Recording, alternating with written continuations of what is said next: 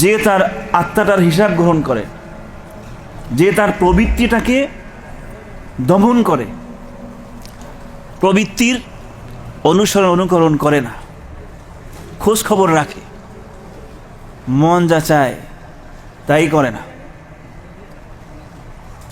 ওয়ামিলা lima Badal মামাত, এবং আমল করে যা মৃত্যুর পরে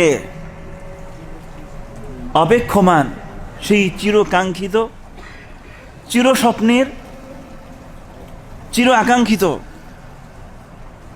জান্নাতের আশায়, জাহান্নাম থেকে মুক্তি লাভের আশায় মৃত্যুর পরের জীবনের জন্য আমল করতে থাকে।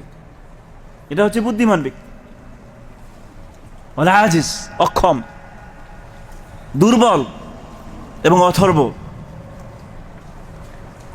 অক্ষম, দুর্বল এবং অথর্ব ব্যক্তি হচ্ছে ওয়াল আজিজ মান ইত্তাবা নাফসাহু হাওয়াহা, যে তার প্রবৃত্তির অনুসরণ করে, মন যা চায় তাই করতে থাকে।